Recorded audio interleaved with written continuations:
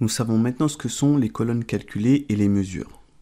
Nous avons également expliqué que lorsqu'il s'agit d'effectuer des calculs numériques basés sur des agrégations, le mieux est d'utiliser des mesures. En ce sens, l'utilisation de colonnes calculées devrait être rare. Un des rares scénarios qui justifierait la création d'une colonne calculée est lorsque vous souhaitez grouper ou segmenter vos données d'une certaine manière en plaçant la colonne calculée dans un slicer ou dans une matrice. Je m'explique. Alors, sur le Canva, dans le rapport que nous avons là sous les yeux, je vais supprimer d'abord celui-ci. Donc, dans ce rapport, nous avons le montant des ventes et de la marge qui sont groupés par catégorie. Nous savons que notre taux de marge global, tout produit confondu, est de 40,85%. Admettons maintenant que nous souhaitions visualiser dans cette matrice la part du chiffre d'affaires attribuable aux produits générant une marge supérieure à 40% et celle attribuable aux produits générant une marge inférieure à 40%. Pour répondre à un tel besoin, nous pouvons valablement utiliser une colonne calculée et c'est ce que nous allons faire. Rendons-nous dans la vue donnée puis sélectionnons la table Product.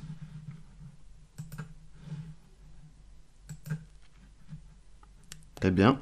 Alors, pour écrire cette formule, j'ai besoin de connaître la marge de chaque produit, qui sera la différence entre list price et standard cost, les colonnes list price et standard cost, et ensuite, je pourrais calculer la marge par produit, d'accord? Donc, pour chaque ligne de la table. Donc, comme vous savez, quand on entend chaque ligne, on pense directement à contexte de ligne, et quand on dit contexte de ligne, on pense à colonne calculée. Donc, créons tout de suite une nouvelle colonne.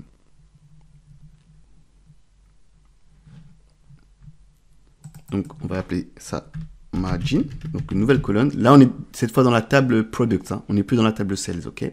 Donc, product, list price, moins cost. Product standard cost. Voilà, entrée.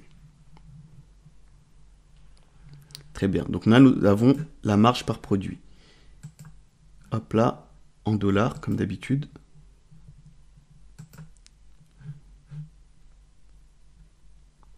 Et là, nous allons créer une nouvelle colonne. Donc là, ça va être pourcentage de marge.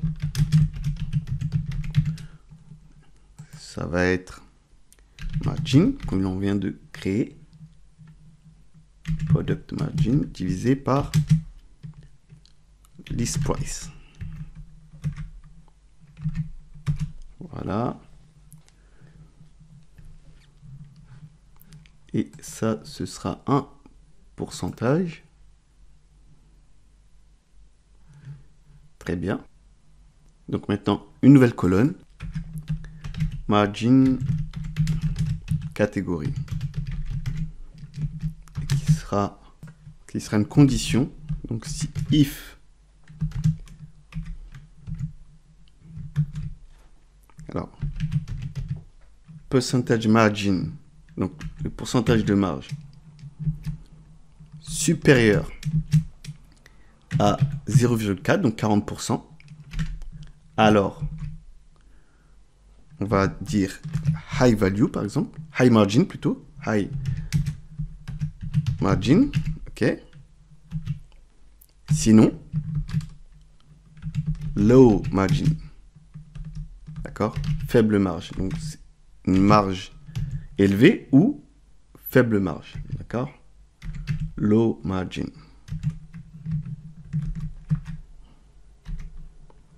Voilà. Donc là, nous avons maintenant notre catégorie, d'accord. Donc pour chaque ligne, j'ai l'information à savoir est-ce que c'est un produit avec une marge élevée ou une marge faible, d'accord. Et c'est là que je souhaite aussi introduire les variables. Pour créer cette colonne, nous avons dû créer deux colonnes intermédiaires, d'accord. Donc margin et pourcentage de marge, d'accord. Et au final, nous n'avons besoin que de cette colonne, Donc, il y a en DAX ce qu'on appelle les variables, d'accord. Les variables vont nous permettre de stocker des calculs intermédiaires, hein, ce qui va nous éviter de créer des colonnes calculées intermédiaires qui ne vont pas nous servir et qui vont faire qu'alourdir notre modèle de données. Donc, réécrivons cette formule autrement, en faisant appel cette fois aux variables. Donc, c'est parti. Donc, les variables, il faut d'abord les déclarer avec le préfixe var. Très bien. Et là, je vais déclarer margin, comme ma colonne. D'accord? Ah, je vais plutôt mettre vmargin. Comme ça, vous ne pensez pas que je suis en train de référencer la colonne. Pour bien distinguer que je suis en train de faire le calcul dans la formule. D'accord? Et que cette notion de margin ne fait pas appel à la colonne qui existe déjà. D'accord? Donc, je vais appeler vmargin pour que vous... V pour variable. D'accord? Donc, vmargin égale finalement, donc on avait dit list price moins standard cost. D'accord? Voilà. Donc, une deuxième variable. Et toutes les variables qui viennent après pourront référencer les variables précédentes. Donc là, je vais appeler cette variable percentage margin, donc pourcentage de marge, qui sera la division de vmargin, d'accord, divisé par list price. Et je vais pouvoir référencer directement la variable précédente. Donc, je n'aurai pas à écrire la soustraction. Donc, je vais faire vmargin, d'accord, comme j'ai déjà déclaré, je peux la référencer ici, divisé par list price. Voilà. Donc, maintenant, pour fermer les variables, je mets return, on met le return. Et là, je vais pouvoir écrire la formule. Donc là, je viens de déclarer les variables et j'ai fermé la déclaration de mes variables. Maintenant, je vais pouvoir écrire la formule en référençant les variables précédentes. Donc, je vais faire if, on va refaire if, donc percentage margin, donc le pourcentage de marge supérieur à 0,4. Alors,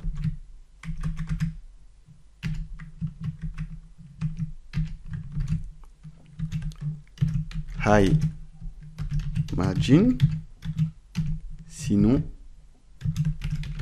low margin. Voilà, et je ferme. Entrée. Voilà, donc on a exactement le même résultat, d'accord? On a low margin ou là, on a low margin ou high margin en fonction du produit. Par contre, là, cette colonne est maintenant indépendante des deux autres. J'ai pu la créer directement sans faire appel à des colonnes intermédiaires. Hein, et je vais vous le prouver, je vais même maintenant pouvoir les supprimer, ces colonnes. Supprimer la colonne. Ah, d'abord, il faut que je supprime celle-ci parce que celle-ci dépend de celle-ci. Donc, je supprime percentage margin.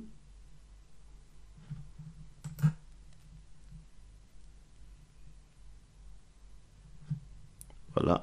Et je supprime margin. Voilà. Dans la première version de notre formule, ici, nous n'aurions pas pu nous débarrasser des deux colonnes intermédiaires. Hein, parce que notre colonne dépendait de celle-ci. Mais là, en faisant usage des variables, je peux éviter la création de colonnes intermédiaires. Et ça, c'est super pratique. Donc voilà, donc là, c'était pour la partie variable. Donc maintenant, retournons sur le Canva et faisons voilà, ce que je voulais vous montrer. Donc, retournons sur le rapport, là. On a dit qu'on voulait une matrice, d'accord, qui présentait le chiffre d'affaires en fonction de la marge brute. Donc, je vais enlever toutes les autres mesures. Je vais juste laisser Sales Amount. Et on va transformer le visuel en matrice. Voilà, en matrice. Voilà. Et donc là, je vais pouvoir maintenant mettre ma colonne calculée que je viens de créer. Voilà, margin catégorie. Donc là, vous voyez, j'ai la distinction. J'ai la part du chiffre d'affaires qui est attribuable au produit à haute marge, d'accord, et celle attribuable au produit à faible marge. Donc, c'est dans ces cas de figure-là qu'on peut créer des colonnes calculées. Dans ce cas de figure-là. Ou alors, j'aurais pu sinon mettre cette nouvelle colonne dans un slicer. Voilà, comme ça, par exemple. Comme ça. Comme ça. Et là, j'aurais pu aussi, voilà, filtrer mes données grâce à la sélection du slicer. Voilà. Ou alors, encore autrement, j'aurais pu aussi grouper mes données d'une autre manière et utiliser toujours cette colonne calculée et en faire par exemple un anneau comme ça. Un diagramme en anneau comme ça. Voilà. Avec la formule sells amount par exemple, measure. Voilà. Voilà. Donc là, ce sont des cas où on peut utiliser des colonnes calculées. Voilà, pour segmenter ou grouper vos données. À part ces rares situations, je vous conseille de toujours utiliser des mesures lorsque vous avez la possibilité, lorsque vous avez le choix. Si vous avez le choix entre une colonne calculée et une mesure, n'hésitez même pas à opter pour la mesure et gardez la création de colonnes calculées que pour ces rares occasions.